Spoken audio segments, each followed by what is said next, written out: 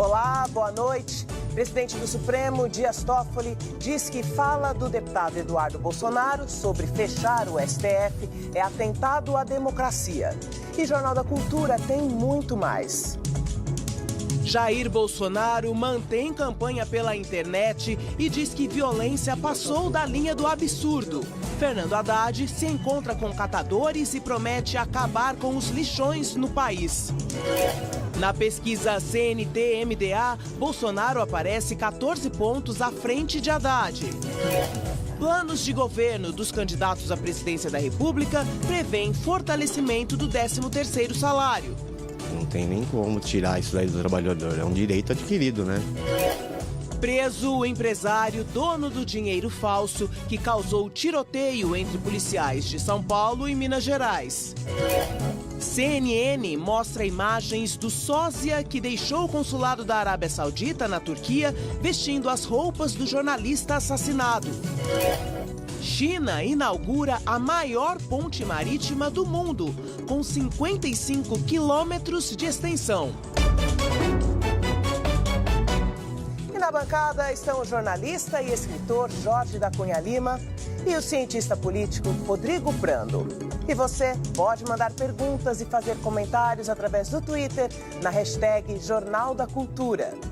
Os nossos comentaristas vão aguardar só um pouco e o pessoal de casa também, porque a seguir nós vamos mostrar a reta final da campanha dos candidatos à presidência e a reação dos ministros do STF após declaração do deputado Eduardo Bolsonaro sobre fechar a corte. Aguarde que nós voltamos já.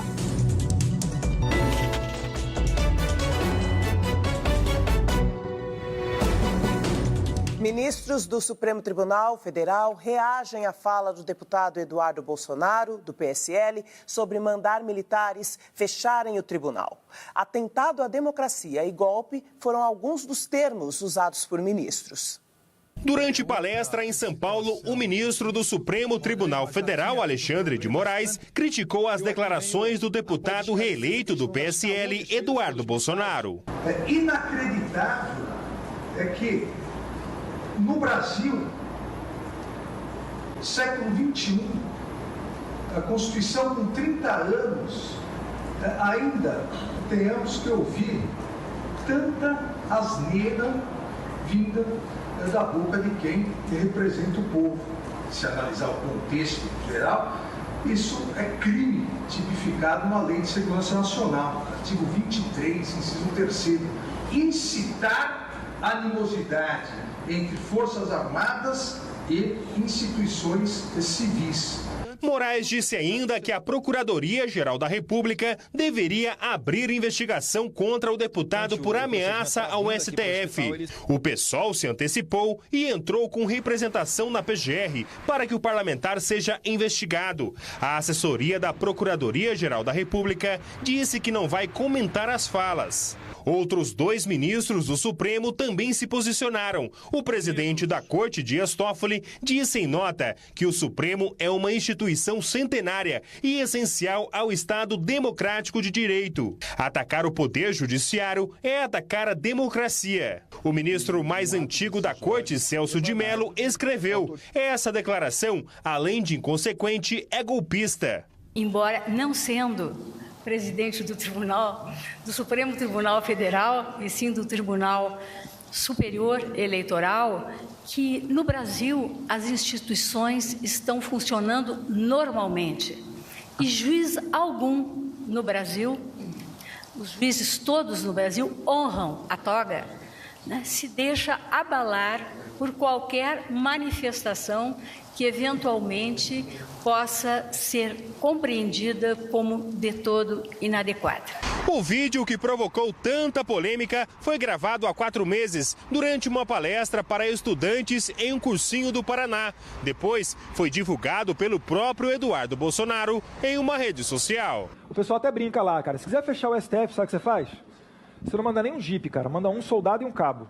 Hoje, o deputado pediu desculpas numa rede social. Nunca defendi o fechamento do STF. Se fui infeliz e atingi alguém, tranquilamente peço desculpas e digo que não era a minha intenção. Citei uma brincadeira que ouvi de alguém na rua. O pai dele, o candidato do PSL à presidência, Jair Bolsonaro, disse ontem que o vídeo pode ter sido retirado de contexto. Mas hoje foi mais duro. Eu já adverti o garoto, é meu filho, a responsabilidade é dele, tá? Ele já se desculpou, isso aconteceu há 4 meses, nós temos todo o respeito e consideração com os demais poderes. Quem fala isso tem que buscar um psiquiatra. O vice-candidato a presidente na chapa de Bolsonaro, o general Hamilton Mourão, classificou a declaração de arroubo juvenil e disse que não existe a hipótese de fechar o STF em um eventual governo do PSL. Inclusive, cabe impugnação do registro da candidatura, né? Nós precisamos ter essa articulação em defesa dos direitos humanos, da democracia e da dignidade da pessoa humana, porque senão nós ficamos absolutamente indefesos. Muito boa noite, Jorge da Cunha Lima, Rodrigo Prando. Boa noite. Bom, o ministro Alexandre de Moraes fala em incitar a animosidade, né, entre as Forças Armadas e as instituições e fala em uma investigação por ameaça ao STF. É isso que deve acontecer, Rodrigo? Bom, vai depender do encaminhamento da Justiça e se as desculpas que foram colocadas serão aceitas. A grande questão é que é um vídeo de 4 meses atrás. Agora, numa sociedade conectada em rede, aquilo que você fala tem uma amplitude muito grande, sobretudo aqueles que deveriam incorporar algo chamado liturgia do cargo.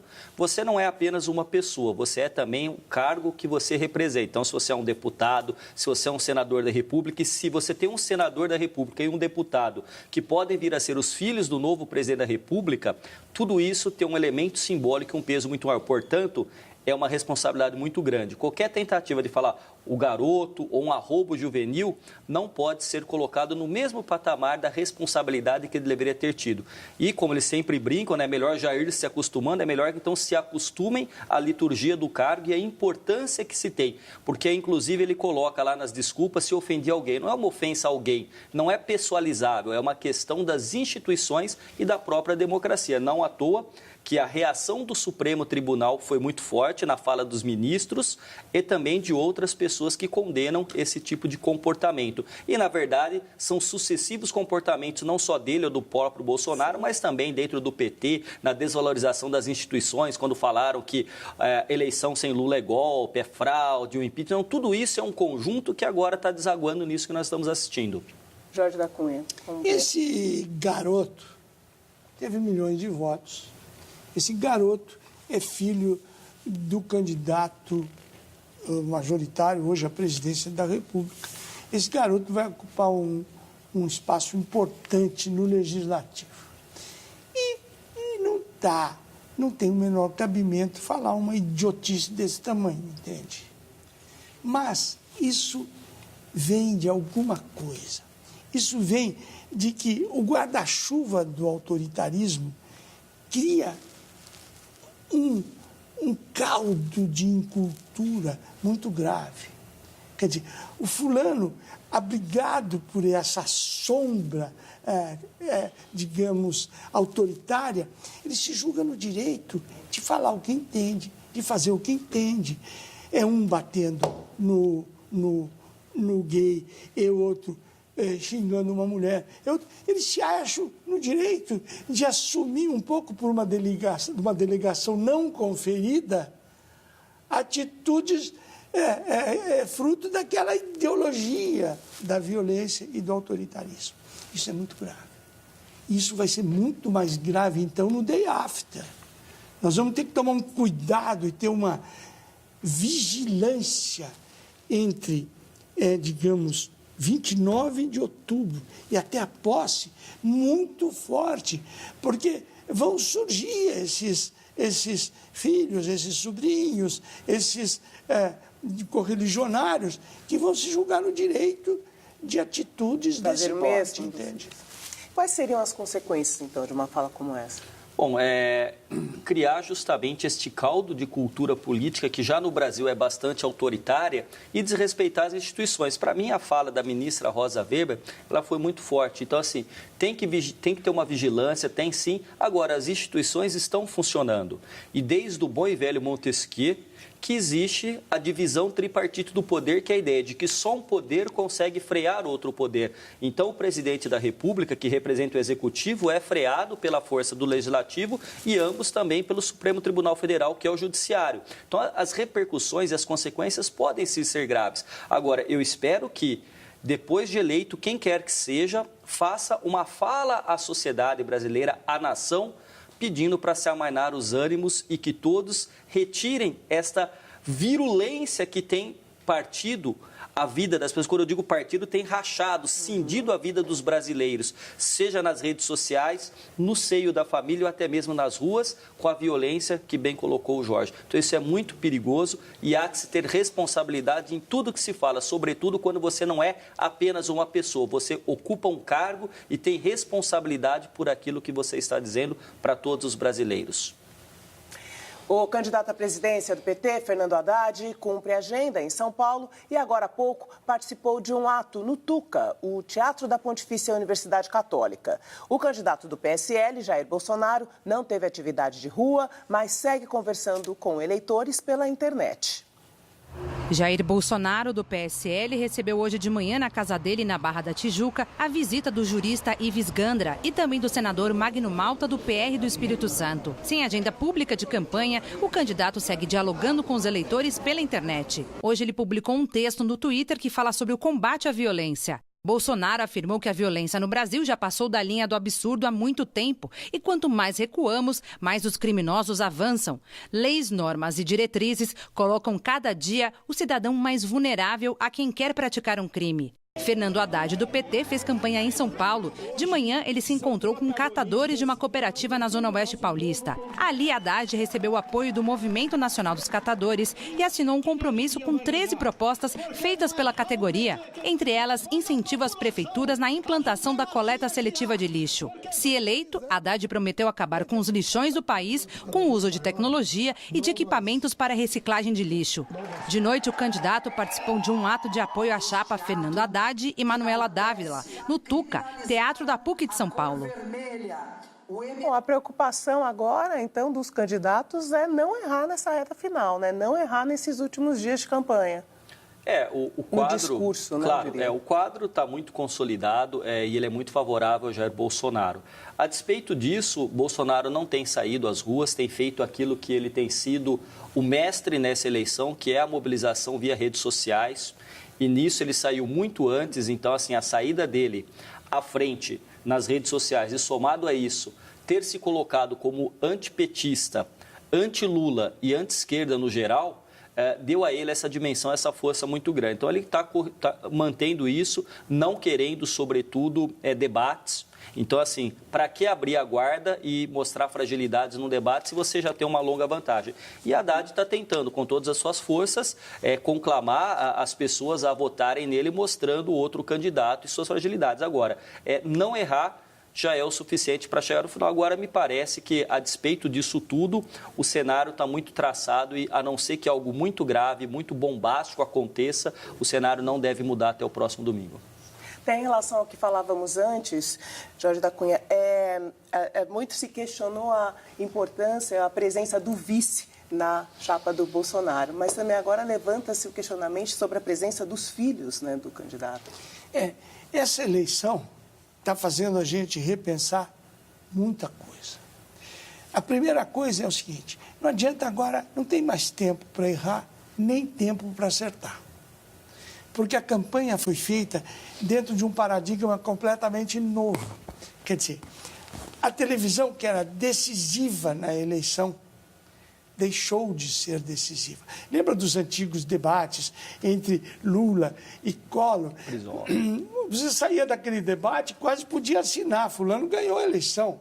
Sim. Hoje isso não tem a menor importância. Foram criados paradigmas tecnológicos e estratégicos completamente novos, inéditos, e que, de uma certa forma, calçaram o candidato.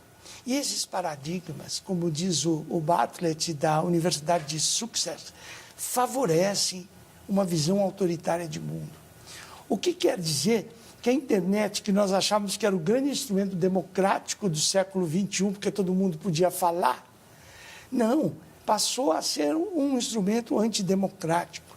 Porque ou você fala sozinho, ou você fala para uma pessoa, diretamente.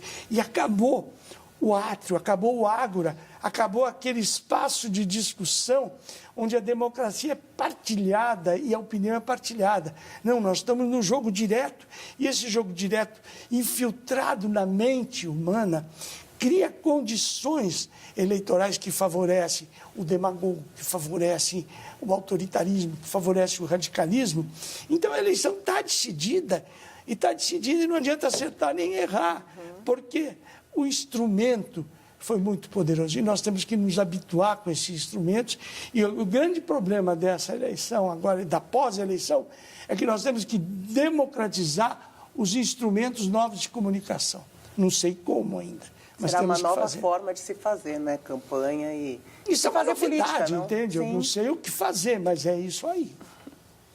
E em nova pesquisa de intenção de voto, o candidato do PSL, Jair Bolsonaro, mantém ampla vantagem em relação ao candidato do PT, Fernando Haddad. A pesquisa do Instituto MDA foi encomendada pela Confederação Nacional do Transporte.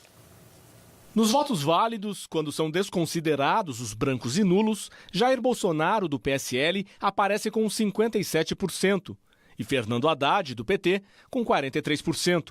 Levando em conta o eleitorado total, Bolsonaro aparece com 48,8% e Haddad 36,7%. Brancos e nulos somam 11% e os indecisos 3,5%. Também foi avaliada a rejeição dos candidatos. O petista é rejeitado por 51,4% dos entrevistados, o candidato do PSL por 42,7%. A pesquisa ouviu 2.002 pessoas em 20 e 21 de outubro em 137 municípios. A margem de erro é de 2,2 pontos percentuais, para mais ou para menos. A pesquisa mantém a ampla vantagem, mas essas polêmicas podem enfraquecer o candidato que está na ponta? Você diria que muito não pouco, interfere? né? Não, muito pouco agora. Tem até chamado, né? Algumas pessoas têm chamado de maneira a brincar com isso o Bolsonaro de candidato teflon. Nada gruda nele. Qualquer coisa passa. E é uma coisa que eu tenho estudado, a reação de qualquer coisa, por exemplo, que ele fala ou alguma crítica à discussão que teve Caixa 2 no uso do WhatsApp, e imediatamente, e isso que é uma coisa impressionante, a produção dos memes que são enviados são feitos por jovens, por pessoas que não estão necessariamente ganhando para isso e tomam uma repercussão muito, muito grande. Agora, isso então, acho pouco provável que tenha alguma mudança, mas o que é interessante, Joyce, é pensar o seguinte: quando eu fazia as palestras sobre os cenários eleitorais, todas as palestras que eu fiz mostravam o seguinte: ele iria para o segundo turno, Jair Bolsonaro, mas indo para o segundo turno ele apenas ganhava do Haddad. Ele perdia para Alckmin, para Marina e para Ciro, e perdia muito de Ciro.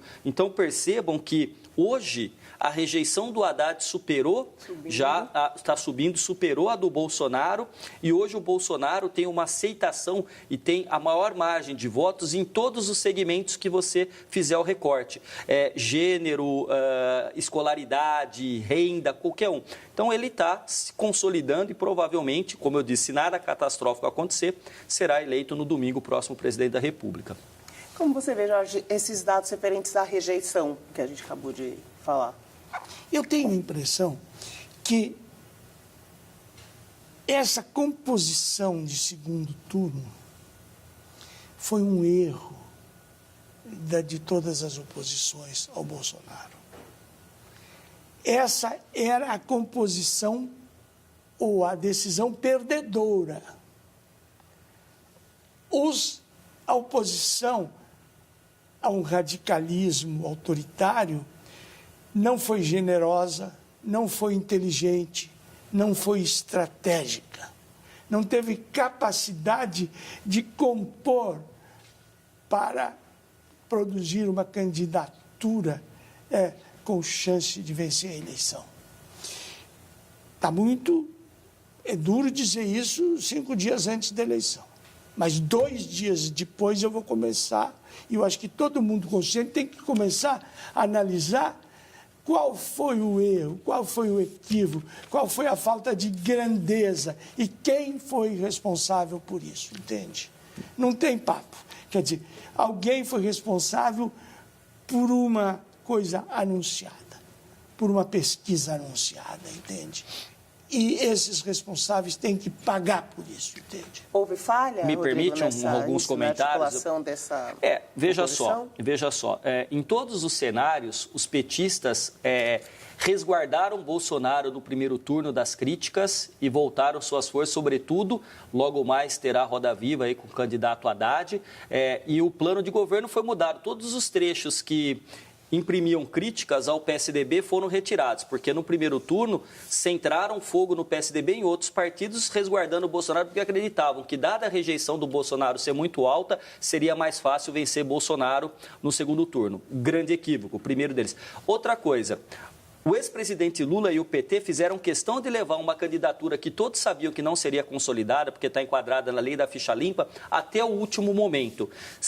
E aí, claro, depois que a história passa, é muito mais fácil fazer as previsões, né? Fazer com a história é difícil. Mas se por acaso, logo quando o Lula foi preso, o PT tivesse articulado, mesmo com Haddad, e dado uma construção de um perfil mais moderado, de um diálogo mais aberto, mais democrático com outros partidos de esquerda, talvez o cenário ainda pudesse ser de vantagem do Bolsonaro, mas não seria tanto. Então, o lulismo e o petismo jogaram muita água no moinho, não só do Bolsonaro, mas num movimento maior, que é o bolsonarismo, que é algo que vai ser sociologicamente e politicamente estudado, porque reclama essa compreensão, reclama esse entendimento. E, óbvio, depois a gente vai fazer as devidas considerações com mais calma, porque no calor da hora é sempre mais complicado. Não, eu acho que tem que fazer as considerações depois, porque no momento a nossa responsabilidade é que a consciência vote para salvar a democracia. Agora, ou para salvar aquilo que você acha direito.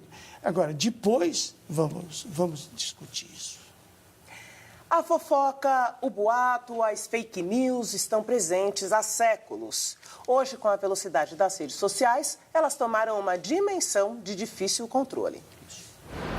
Quem nunca? Já fui vítima de fofoca, sim. Acho que todo mundo sofre isso, né? Porque toda vez, escola principalmente. Trabalho, até principalmente bairro onde você mora. A tecnologia facilitou. Hoje, as mentiras se espalham com muito mais velocidade nas redes sociais. Mas a boataria sempre existiu, só que era feita no boca a boca. Acho que é até uma necessidade humana. Falar da vida alheia é um hábito tão antigo quanto a humanidade. Leandro estudou o assunto e é autor de 3 livros que desmontam narrativas que sempre foram aceitas como verdades. Segundo ele, não há evidência de que a rainha Maria Antonieta, na Revolução Francesa, teria mandado a população faminta comer brioches. Faltam provas de que o imperador Nero teria ficado tocando harpa enquanto Roma incendiava. As narrativas teriam sido construídas com o propósito de atacar os envolvidos. A gente tem um componente muito importante das fake news, tanto do século XVIII quanto de hoje, que é a capacidade de provocar revolta. Quanto mais revolta uma fake news provoca, mais fácil ela se espalhar. As pessoas acreditam, né? Elas acreditam naquilo que elas veem, então não tem o que fazia antigamente na TV, agora é na rede social, né? Nas redes sociais.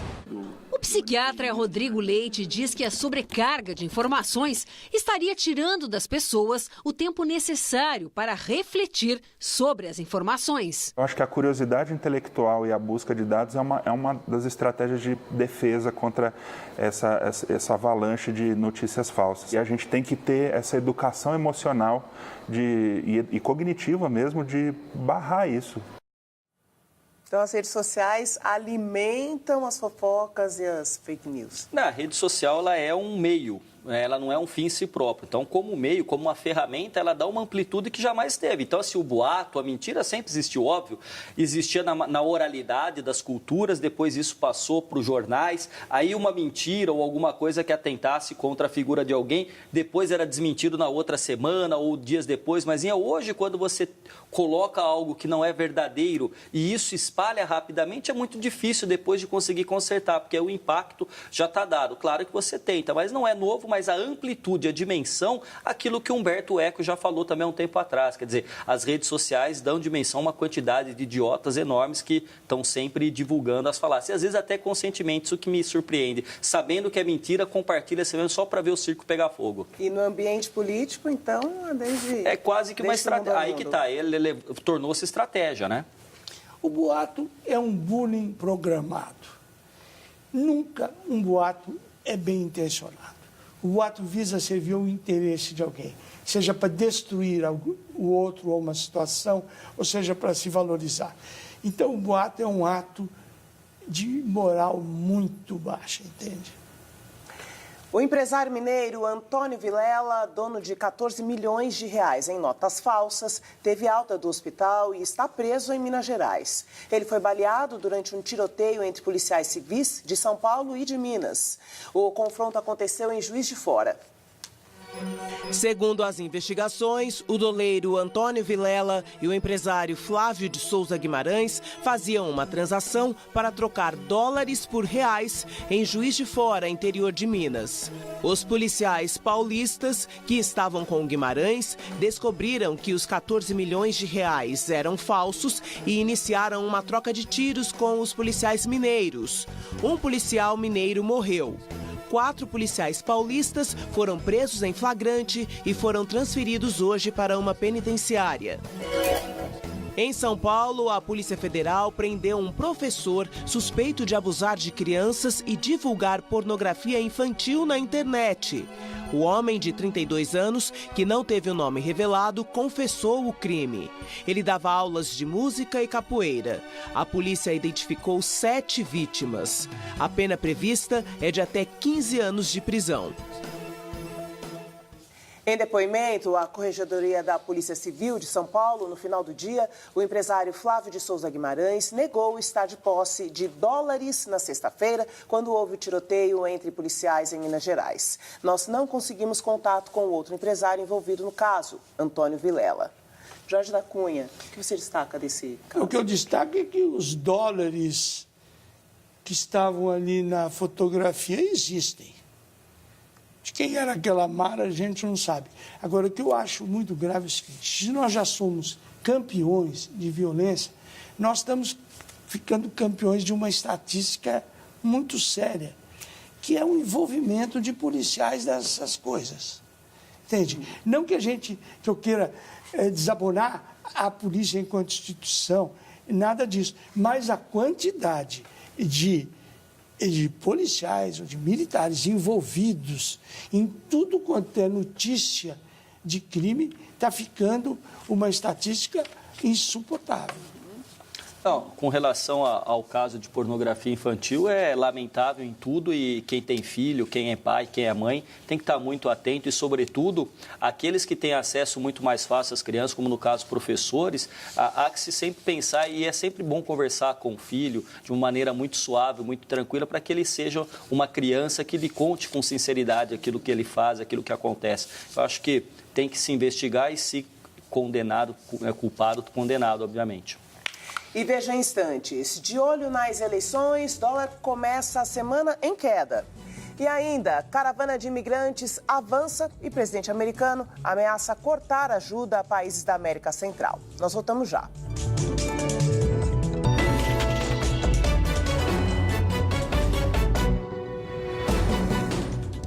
O 13º salário deve injetar 211 bilhões de reais na economia brasileira neste final de ano. Pauta que também é discutida pelos presidenciáveis. Quando o assunto é o 13º salário, praticamente todos os trabalhadores ficam como o Márcio. Contando os dias aí para chegar, ter o dinheiro e separar essa reservinha. Para Evandro, dinheiro extra é sagrado. Não tem nem como tirar isso daí do trabalhador, é um direito adquirido, né? Direito garantido pela Constituição. O 13º salário não pode ser extinto porque está previsto em cláusula pétrea. Ou seja, não pode ser discutido nem modificado por uma proposta de emenda constitucional. Responsável por injetar mais de 211 bilhões de reais na economia brasileira até dezembro, o 13º salário não é citado especificamente nos programas de governo dos dois candidatos à presidência da República. Jair Bolsonaro, do PSL, diz que, se for eleito, vai estender o 13º a todos os beneficiários do Bolsa Família. Ele prevê garantir os recursos combatendo as fraudes no programa. Já Fernando Haddad, do PT, prevê manter a política de valorização do salário mínimo com ganho real garantido. Para o coordenador do curso de economia da FAAP, a situação fiscal do país não permite gastos extras. Ele vê as propostas dos candidatos com reserva. O que a gente tem visto é que eles escrevem, apagam e reescrevem de acordo com o movimento político pelo qual eles estão passando. Dos dois lados, eu vejo muita inconsistência com o que é proposto nos planos e o que deve ser executado após eles tomarem aí o governo. Cíntia é autônoma há 23 anos e tem que organizar as finanças para compensar a falta do 13º no final do ano. Tem que ter uma programação. Se você se empolgar nas compras de Natal, com certeza vai chegar a conta em janeiro e vai atrapalhar tudo, né? O 13º é o grande alívio de fim de ano, não, da população. E a esta altura, os candidatos não vão falar em corte, em redução, num momento como esse. Não, de jeito nenhum. Concordo com o doutor Paulo Dutra, que coloca que os planos de governo são reescritos ao sabor aí das ondas de opinião pública. Agora, sem dúvida nenhuma, esse dinheiro ele chega num bom momento, porque inclusive o consumo vai aquecer também os lojistas que contratam temporariamente, aquela pessoa que está desempregada pode ser efetivada depois. Agora, em tudo isso, cabe lembrar uma coisa, o Brasil é um país que pensa muito pouco em educação financeira. Não é? Então, assim, as pessoas sequer têm noção de que compram um produto a prazo e quando terminam de pagar, o produto vale 1/3 do valor que se pagou, mas está se pagando quase o dobro daquilo que está ali. Então, o 13º é num momento interessante, mas muita gente já está usando para aliviar as dívidas que são grandes. Jorge da Cunha. A Constituição foi sábia. Num país que tem, digamos, salários cronicamente achatados e desemprego cíclico na economia, o 13º salário é realmente uma instância de alívio, bem ou mal usado, mal planejado, como se diz, nós não temos muita noção de planejamento, ele é um fato, é uma cláusula pétrea. E falar em mexer nisso, são alguns insanos, entende? Até porque não pode mexer. O dólar terminou o dia em queda de 0,65%, cotado a R$ 3,68. A Bolsa de Valores fez o movimento contrário. O índice Bovespa encerrou o dia em alta de 1,63%. Os investidores estão atentos à corrida presidencial nesta semana que antecede o segundo turno das eleições brasileiras. E agora as notícias internacionais. O presidente americano Donald Trump afirmou hoje que vai cortar a ajuda a países da América Central por não terem impedido o avanço da caravana de imigrantes. Segundo a ONU, 7 mil pessoas seguem para a fronteira do México com os Estados Unidos. Os imigrantes recebem água em sacos plásticos e atendimento médico em alguns lugares. Roupas também foram distribuídas. A caravana saiu de Honduras há 2 semanas. O governo mexicano reforçou o policiamento na fronteira com a Guatemala. Alguns cruzaram o rio que divide o país em botes ou mesmo nadando. Eles fogem da violência e da pobreza em busca de uma oportunidade. Para poder trabalhar. Donald Trump disse que a caravana é uma emergência nacional e prometeu punir financeiramente os países que não impediram o avanço dos imigrantes. Este hondurenho afirma que o presidente americano não é Deus e que eles vão continuar tentando entrar no país. Mas nós sempre vamos tentar. A rede de televisão americana CNN divulgou imagens que mostram um dublê do jornalista saudita Jamal Khashoggi deixando o consulado da Arábia em Istambul, na Turquia. Segundo a emissora, o homem que usou as roupas do jornalista, uma barba falsa e um calçado diferente é Mustafa Al-Madani, um dos 15 integrantes do grupo suspeito pelo assassinato. Khashoggi morreu depois de entrar no consulado no dia 2 de outubro. Um outro vídeo mostra o jornalista deixando o apartamento com sua noiva antes de entrar no consulado. O presidente americano disse que não está satisfeito com as explicações que ouviu até agora. I am not satisfied with what I've heard. Jorge da Cunha, então, sobre o corte que o presidente norte-americano diz que vai fazer em relação aos países que permitirem a passagem da caravana. Vamos ser claros e honestos aqui nesse programa, para que o público não tenha dúvida disso. Ele devia punir a Arábia Saudita, que manda matar gente na embaixada dos outros, entende? Na embaixada em outro país, na embaixada deles em outro país. E não ficar punindo país que dá uma concessão humanitária para seres humanos em desespero, entende? Que critério é esse em que um assassinato é quase louvado e a proteção é punida? Donald Trump não tem um mínimo de sensibilidade social e isso não vai ser conquistado agora na presidência da República. A única forma dele se posicionar é sempre batendo a mão, sempre gritando ou sempre querendo competir pela força, jamais pelo diálogo. O que tem, obviamente, repercussões péssimas. Imagina a situação que os mexicanos ficaram submetidos quando ele disse que faria um muro separando os dois países e que os mexicanos iriam pagar pelo muro, o que aconteceu com as empresas dentro do México que exportavam. Então, assim, é também uma irresponsabilidade sem tamanho. E com relação ao acontecido na embaixada, foi o que eu disse, inclusive, na outra vez que estive na bancada. Quer dizer, a barbárie também é perpetrada dentro do Estado, dentro daquele que deve garantir a civilidade das relações. Então, é muito triste, é muito grave e deve ser julgado e todos punidos, não apenas presos de fachada, mas punidos com severidade. E logo após o Jornal da Cultura tem o Roda Viva, que hoje entrevista o candidato à presidência da República, Fernando Haddad, do PT. No estúdio já está tudo pronto para o início do programa, que hoje conta com as participações de Bernardo Melo Franco, do jornal O Globo, Fernando Canzian, da Folha de São Paulo, Maria Cristina Fernandes, do jornal Valor Econômico, Vera Magalhães, do Estadão e Rádio Jovem Pan, e Vicente Nunes, editor executivo do Correio Brasiliense. E no comando do Roda Viva está o jornalista Ricardo Lessa. E agora nós vamos ler algumas mensagens que chegam aqui para a gente, dos nossos telespectadores. Deixa eu ver se carrega aqui. Sim, o Albericogo. Vou ler aqui no iPad. Consolidadas, as instituições resistem no Brasil. Mas o que esperar de um governo à la Trump?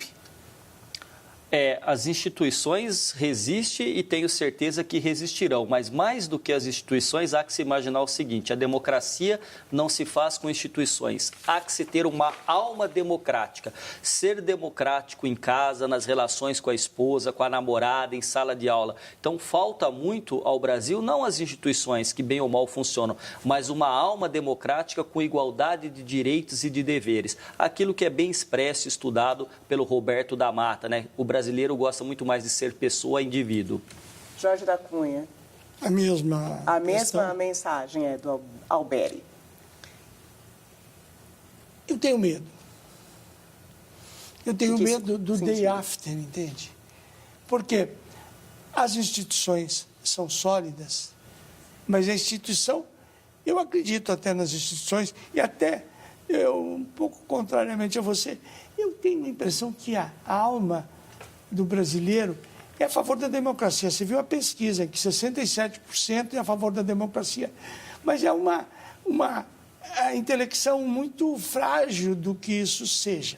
Mas eu acho que na hora do aperto, nós estaremos unidos para defender a democracia. O day after vai ser nosso. Muito boa noite, Rodrigo Prando, Jorge Obrigado. da Cunha Lima, sempre uma alegria recebê-los. Prazer. E nós terminamos esta edição com imagens da maior ponte marítima do mundo, inaugurada na China. Com 55 quilômetros de extensão, a mega obra inclui também um túnel subaquático que interliga as cidades de Hong Kong, Macau e Zhuhai, na China continental. A ponte levou 9 anos para ser construída e custou o equivalente a 28 bilhões de reais. Inscreva-se no nosso canal no YouTube para ser notificado sobre tudo que acontece no jornalismo da cultura. Anote aí, youtube.com/jornalismo TV Cultura. Muito obrigada pela sua companhia e eu te espero amanhã. Até lá!